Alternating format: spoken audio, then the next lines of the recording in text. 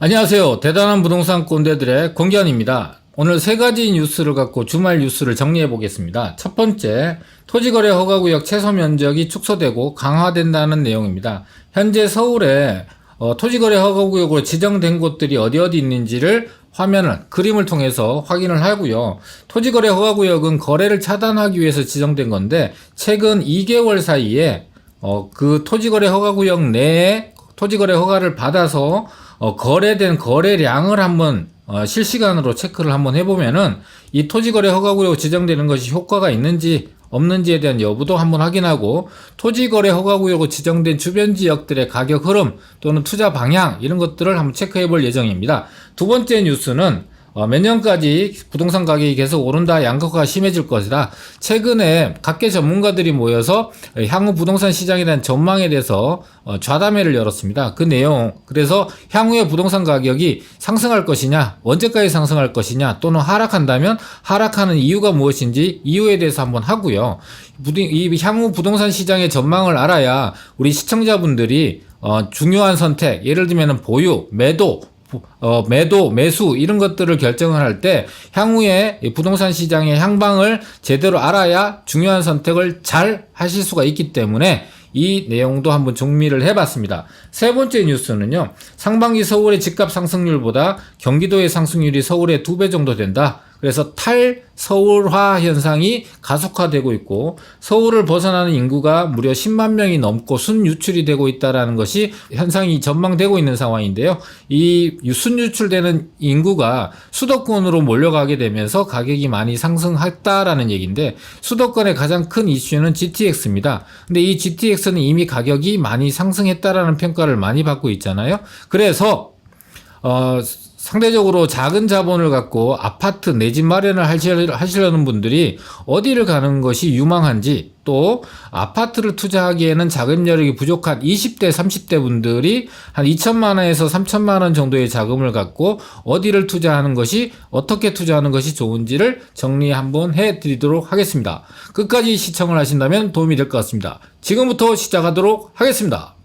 네, 첫 번째 소식은 토지거래 허가구역 최소 면적이 축소된다. 주거지역 같은 경우는 18제곱미터에서 6제곱미터로 강화된다라는 내용입니다. 정부가 토지거래 허가구역에서 구청 허가를 받아야 하는 기준 면적을 대폭 축소했다, 강화했다는 얘기죠. 주거지역 같은 경우는 6제곱미터, 공업지역은 15제곱미터를 넘는 면적을 토지를 거래하려면 반드시 구청 허가를 받아야 된다는 규제가 강화됐다.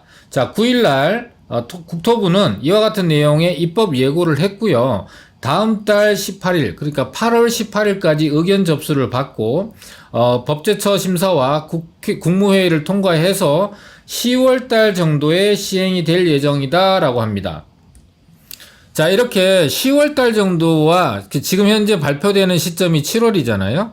그리고 10월달 정도에 이제 시행이 되는 상황이 되면은 7월달부터 10월달까지의 공백이 생깁니다. 그러면은 7월달부터 10월달까지는 18제곱미터 이상에 대해서만 허가를 받으니까 이하에 대해서는 허가를 받지 않아도 되잖아요. 이게 대지 지분으로 하면 5.4평 정도 되는 건데, 5.4평 정도 되는 거는 다세대 주택으로 따지게 되면은 투룸 정도, 그 다음에 오피스텔 같은 경우는 3룸까지 이제 가능을 하게 되는 상황이죠. 그러니까 어느 지역에 토지거래 허가구역으로 지정됐다면 아파트 같은 경우는 24평 정도 이상을 거래하게 되면은 대부분 다 이 5.4평이 넘기 때문에 아파트 거래는 반드시 허가를 받아야 되고, 또 실거주 의무까지 있지만, 이보다 작은 다세대 주택 같은 경우나 오피스텔 같은 경우는 대지 지분이 상대적으로 작게 배분이 되기 때문에 투룸 정도까지는 거래하거나 오피스텔 원룸, 투룸, 쓰리룸까지는 거래하는데 문제가 없는 상황이 될 거예요.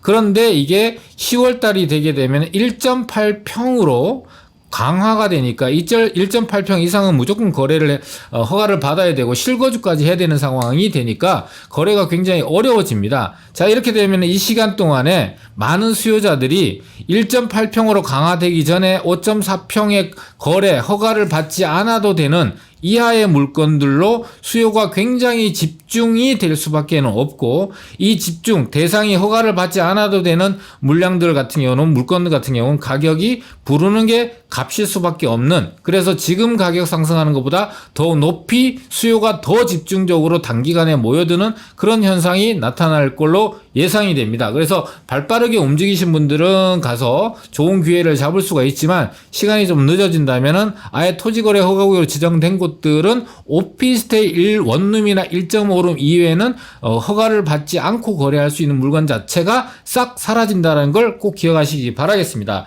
내용을 보게 되면은 주거지역, 용도지역에 따라서 허가 면적 자체가 다릅니다. 근데 이걸 대폭 축소해서 180제곱미터였던 주거지역이 60제곱미터로 줄어드는데, 서울은 이거의 10%만 적용을 해서 6제곱미터를 이상 거래를 할 경우에는 허가를 받아다라는 식으로 바뀌게 되는 거죠. 이 6제곱미터가 대지 지분으로 따지게 되면 1.8평 이상 거래는 무조건 토지 거래 허가를 받아야 되는 상황으로 바뀌는 거죠. 자, 그렇다면은 현재 서울에 어디가 토지 거래 허가구역으로 지정됐는지 도면을 보면서 설명 좀 드리겠습니다. 네, 토지거래 허가구역은 서울시장과 국토부 장관이 지정할 수 있습니다. 강남구, 서초구, 국제교류복합지구, 그 다음에 공공재개발지구, 국토부 장관이 지정한 토지거래 허가구역 중에서는 용산구 이천동 한강로 1, 2, 3가 용산동 상가 지역이 관심을 받고 있는 지역 중에 하나죠. 국제교류복합지구가 있죠. 강남구에는 삼성역에 있는 그 한전부지가 개발이 되면서 청담동, 삼성동, 대치동, 삼성동, 잠실동 일대, 그러니까 국제교류복합지구를 둘러싸고 있는 4개 동이 지금 현재 토지거래 허가구역으로 지정이 되어 있고, 이런 지역들을 지정을 하게 되면은 나머지 지정이 안 된 지역들에 대한 수요들이 더 증가가 되게도 지정되어 있는 지역들도 소수의 거래에 의해서 가격이 상승을 하고, 그 주변 지역들도 따라서 동반해서 상승하는 효과가 있고, 또 추가적으로 이 가격이 상승한다고 해서 이 주변 지역을 또 토지거래 허가구역으로 지정을 하게 되면은 그 주변 지역이 또 따라서 연쇄작용으로 상승하는 효과들이 있다 보니까 토지거래 허가구역으로 지정하는 것이 크게 효과가 없을 거라는 생각들이 많이 들어요. 그래서 실제로 토지거래 허가구역으로 지정된 곳들이 실제로 얼마나 많이 거래가 됐는지를 한번 내역을 조사를 해보면은요, 최근에 2021년 5월 9일부터 2021년 7월 9일까지 2달간, 2개월간 이 지역이 얼마나 많은 토지거래 허가를 받아서 거래가 됐는지를 한번 보게 되면, 현재 토지거래 허가구역이 가장 많이 지정된 곳이 강남구니까 강남구를 검색해보면은요, 엄청나게 많죠? 엄청나게 많습니다. 이거는 지금 현재 토지거래 허가를 받고 거래를 한 거예요. 대부분 다 허가를 받았죠.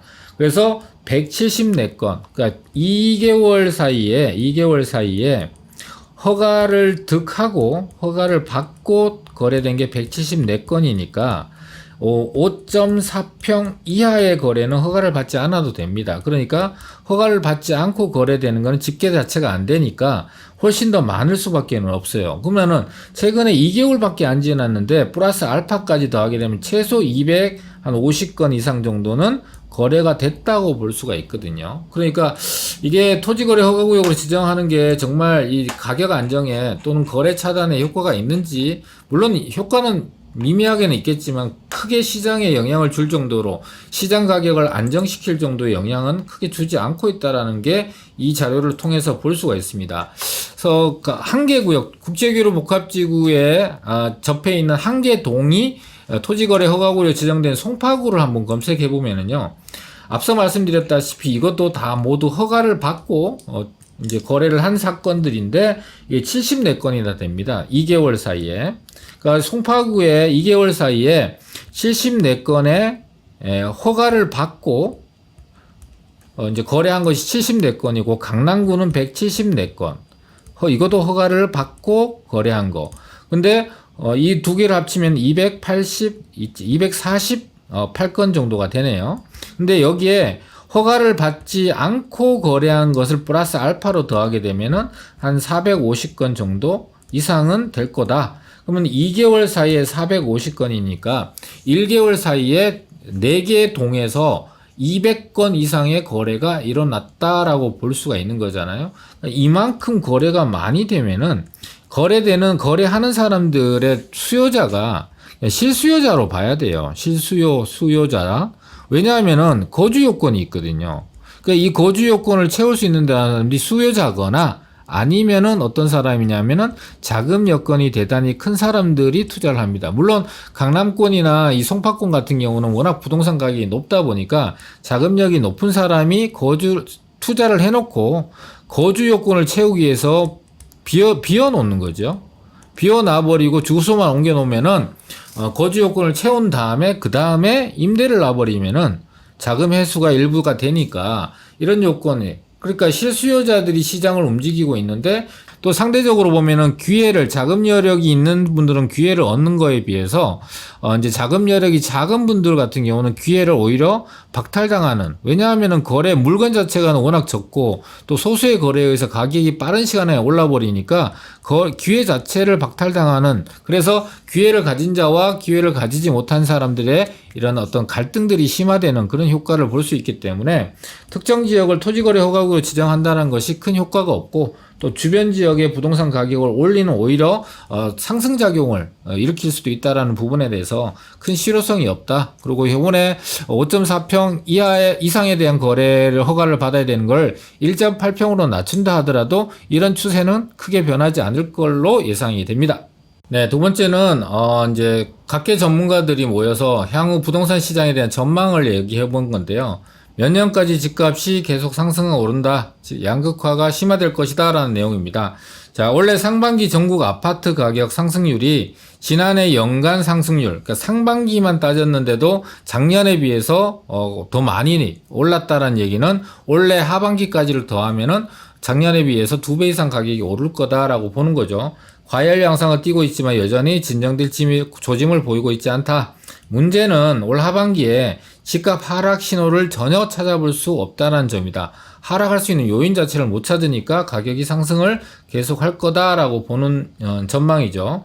자, 전문가들은 현재 부동산 시장에서 악재 요인, 위험 요인으로 보이는 게 금리 인상이거든요. 근데 하반기 금리 인상이 실현되더라도 과열된 부동산 시장을 냉각시키기에는 역부족이라고 진단을 하고 있다. 자, 오히려 정치적 빅 이벤트 국면, 내년에 있는 큰 이벤트죠. 본격화되면 여야를 막론하고 재개발, 재건축 등 부동산 규제 완화책을 쏟아낼 것으로 보여 집값 상승을 부추길 것이라는 전망이 나온다. 또 이런 현상들, 여러 가지 현상들로 인해서 서울과 지방 광역시의 양극화의 격차가 예전에는 한 3억 5천 정도 나던 것이 지금은 한 7억 8천만 원 정도로 한 4억 3천만 원 정도의 양극화가 더 심해졌다라고 나타나고 있는 것이 밑에 내용입니다. 그래서 이 좌담에서 보면은 2026년까지 이제 현재 지금 상기 신도시라든지 이런 것들이 공급이 내놨지만은 현실화될 때까지 집값 안정 효과를 크게 보기 어렵다. 근데 그 현실화가 언제쯤 될 거냐고 하면 빨라야 2026년이라고 보는 거죠. 서울의 아파트 입주 물량이 해마다 크게 줄어들 전망이다. 원래 2021년을 보게 되면은 필요한 양이 5만 가구 정도 되는데 지금 현재 18,800가구니까 한 3만 1천 가구 정도가 부족한 상황이 누적이 되겠죠. 그다음 내년 같은 경우도 한 13,000이니까 3만 7천 가구 정도가 부족하고 2023년 같은 경우는 4만 5천 가구. 그다음에 2024년 같은 경우는 4만 7천 가구 정도니까 9만에 6만이니까 약 한 15만 가구 정도가 부족한 상황이 누적이 돼 있는 상황이 된단 말이에요. 근데 3기 신도시라든지 지금 현재 주택 공급이 2026년 정도에 이루어진다면 보통 이제 2026년도에 이루어지게 되면은 평균적으로 필요한 5만 가구 정도보다는 더 많이 공급이 될 거 아니에요. 예를 들면 7만 가구 정도가 1년에 공급이 된다면 그때 이제 시장에서는 필요한 양보다 2만 가구나 더 공급이 됐으니까 시장이 안정화될 수도 있다라는 기대감을 갖겠지만 부족한 부분이 누적되어 있는 게 15만 가구니까 여기서 2만 가구 정도를 더 공급을 한다 하더라도 13만 가구가 여전히 부족한 상태로 있는 상황이 될 거 아니에요. 또 그 다음 해에 한 7, 8만 정도의 8만 가구를 공급한다면 또 다시 10만 가구 정도의 부족분이 또 남아있는 상황이니까 이 부족분들이 누적되어 있는 부족분들이 해소되기 전까지는 이제 많이 공급되면은 심리적으로 위축이 되고 하다 보니까 조금은 완만하게 하락을 할 수 있겠지만 급격한 하락은 기대하기 어렵고 매년 이렇게 평상시보다 필요한 양보다 좀 더 많이 공급을 하게 되면 완만하게 하락 또는 조정을 받아서 안정기로 접어드는 그런 형태, 그러니까 경착륙이 아니라 연착륙이 예상된다라고 보면 될 것 같습니다. 네, 다음 뉴스는 올 상반기 서울 아파트 가격이 5.6% 오를 동안에 경기도 지역이 12.05%나 서울에 비해서 2배 이상 올랐다. 내용을 보게 되면 서울에서 이탈한 실수요층이 경기 인천 지역에 위치한 중저가 아파트 지역으로 몰리면서 가격 키맞추기 국면이 지속된다라고 볼 수 있어요. 자, 결과적으로 이건 대출 규제가 있기 때문인데 이 대출 규제를 완화해줬죠, 최근에. 그것도 이제 무주택자를 중심으로 해서 실수요자죠. 무주택자는 이제 실수요자를 중심으로 해서 이 완화를 해줬기 때문에 6억 이상에 대해서는 대출이 잘 안 되다가 6억 이하에 대해서 대출을 이제 대폭적으로 한 10% 정도 완화를 해주고 나니까 6억 이하에 있는 매물들이 전부 다 6억 이상으로 가격이 올라버렸죠. 그리고 최근에 9억 이하에 대한 대출을 또 완화를 해줬어요. 9억 이상은 또 제한이 조금은 있긴 하지만 그래도 가격대가 올라가게 되면서 나타나는 현상이 9억 이하의 매물들이 전부 다 9억 이상까지 상승하는 그런 효과들이 나오고 있는 상황인데 왜 서울보다 수도권이 많이 올랐냐면 서울에 6억 이하의 아파트가 없어요, 거의. 그러다 보니까 오를 수 있는 아파트가 6억에서 9억 사이 정도의 아파트 요량만 오르다 보니까 전체 상승률 면에서는 경기도에 이 6억대 아파트들이 훨씬 더 많거든요. 그렇다 보니까 이 6억대 아파트들이 많이 있는 지역들의 상승률 자체가 높다 보니까 상승률이 수도권 지역에 특히 경기도 지역의 상승률이 훨씬 더 높게 나타나요. 밑에 이제 그래프를 보게 되면은 이 실거래량이 엄청나게 늘어나는 이 구간이 지금 현재 한 4억대, 5억대부터 한 10억대까지거든요. 그러니까 아까 얘기한 6억대 이하에서 9억대 이하 이런 주택들이 갑자기 수요가 많이 늘어나면서 6억 이하는 6억 이상으로 9억 이하는 9억 이상으로 나타나는 현상들이 집중이 된 거예요. 그래서 이제 이런 현상이 나타났는데 여기서 중요한 거는 이런 겁니다. 자, 서울은 9억 이하의 중저가 아파트 쪽으로 밀집됐어요. 그래서 도봉구 강북구 중심으로 금천구 중심으로 많이 올랐고 수도권 지역들은 신도시, 개발 호재 또는 GTX 교통 개선 이슈에 의해서 올랐다는 얘기예요. 그럼 서울이 이렇게 있고요. 그 다음에 수도권이 이렇게 있잖아요. 그러면은 GTX가 이렇게 서울을 중심으로 해서 뻗어나가게 돼 있잖아요. 이렇게 돼 있잖아요. 그래서 GTX 여기 생기는 데는 어딘지 다 알아요. 이미 많은 사람들이. 그러다 보니까 GTX 호재가 있는 지역들은 수도권, 서울이 아니고 서울은 월등히 높으니까 서울이 아니고 수도권에 있는 GTX 이제 그 역세권 지역들은 이미 가격이 굉장히 높고 작은 자본으로 투자를 할 수 없습니다. 자, 그렇다면은 어떻게 되냐면은 상대적으로 자금 여건이 적은 분들은요, GTX 여기 이렇게 지나가면은 합류되는 지하철들이 있어요. 이렇게 합류되는 지하철들이.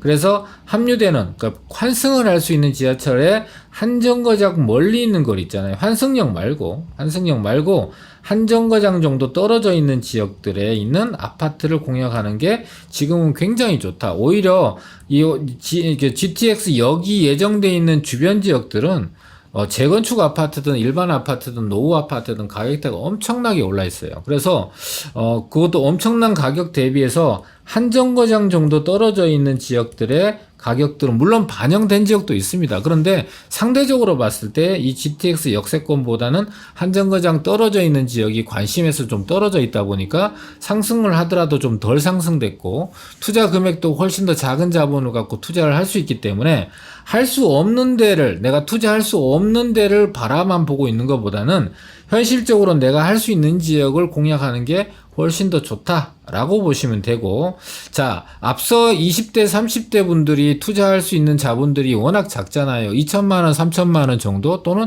많아야 5천에서 1억 정도인데 1억 정도면 사실은 서울을 트라이 해볼 수 있어요. 그런데 1억 이하의 자본 갖고 서울에 있는 다세대 주택이나 오피스텔 같은 걸 전세 끼고 투자하려고도 상당히 모자라는 돈이거든요.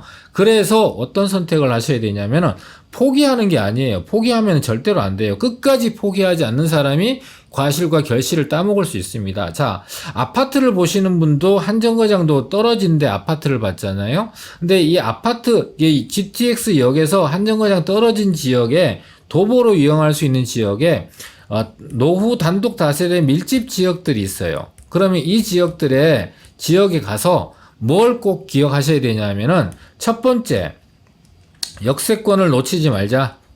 두 번째, 다세대 주택 빌라를 사는데 자본이 2천만 원에서 3천만 원, 좀 많으면 한 7천만 원, 그 1억 이하의 자본을 갖고 있는 20대, 20, 30대 분들, 그 아파트를 실거주를 하는 분들 말고 이분들 같은 경우는 그 GTX에서 환승하는 데서 한정거장 떨어진 데에 역세권을 투자하자. 두 번째, 노후 빌라 사지 말고 새 거 사라. 컨디션 좋은 걸 사라. 왜냐하면 이 지역이 개발이 될 수도 있지만 개발이 안 될 수도 있잖아요. 그럼 안 됐을 때에 대비가 없는 투자는 도박이다. 항상 차선책을 대비를 해놓고 투자를 하자. 그래서 깨끗한 컨디션 자체가 좋은 부동산을 사게 되면은 개발이 되면 대박이고 개발이 안 되더라도 실수요자가 역세권에 있는 깨끗하고 엘리베이터 있고 주차장이 있는 집을 사니까 가격이 올라갑니다. 그리고 아파트와 가격 차이가 벌어지게 되면은 갭 메우기, 키 맞추기 등 여러 가지 현상에 의해서 가격이 올라가 주기 때문에 이렇게 투자를 하시면 되고, 세 번째가 호재예요. 호재만 쫓아다니지 마시고 첫 번째, 두 번째 요건을 충족해 놓은 상태에서 세 번째를 플러스 알파로 충족하는 것이지, 이 첫 번째, 두 번째를 무시하고 이 호재만 쫓아갔다가 될 수도 있고 안 될 수도 있는데 안 될 가능성도 충분히 있는데 안 되면은 폭망합니다. 이런 투자는 도박이다. 도박을 해서 결과가 좋은 사람은 아무도 없다. 투자는 투자답게 하자. 기본을 지키고 안전하게 차선책까지 대비를 하고 투자를 하자. 이게 포인트입니다. 그래서 자금 여건이 있는 30, 40대 같은 경우는 서울에서 투자하기 어려운 자금 여건은 GTX역 또는 GTX역에서 한정거장 정도 갈아탈 수 있는 지역의 아파트, 또 20, 30대 같은 경우 자금력이 훨씬 더 작은 분들, 2천만 원, 3천만 원, 5천만 원 정도 되시는 분들, 서울을 출하할 수 없다면 포기하지 마시고 GTX역에서 아까 한정거장 정도 또는 두정거장 정도의 거리에 있는 지역의 노후 단독 다세대 빌라 지역의 역세권의 컨디션 좋은 거를 투자해 놓자. 그러면은 2, 3천만 원 투자해서 2, 3천만 원 오르는 거 별로 어렵지 않아요. 인플레이션 일어날 거예요. 인플레이션 일어나면 1,000원짜리 볼펜이 2,000원이 되는 게 정상인 시장입니다. 그러면은 내가 2억에 전세 1억 5천 끼고 산 것이 5천만 원만 올라서 2억 5천만 원만 된다면 5천만 원 투자해서 5천만 원을 벌 수 있다. 그런 기회 놓치고 그냥 가볍게 보지 말고 신중하게 차근차근 내 자본을 키워서 보다 좋은 상급지로 투자할 수 있는 기회를 만들어야 새로운 기회가 만들어져요. 기회가 올 때까지 기다리는 분한테는 기회가 오지 않습니다. 라는 걸 꼭 기억하시면 좋을 것 같습니다. 자, 오늘 영상은 여기까지입니다. 내용이 도움이 되셨다면 구독, 좋아요, 알람 설정해 주시면 감사하겠습니다. 물러가겠습니다.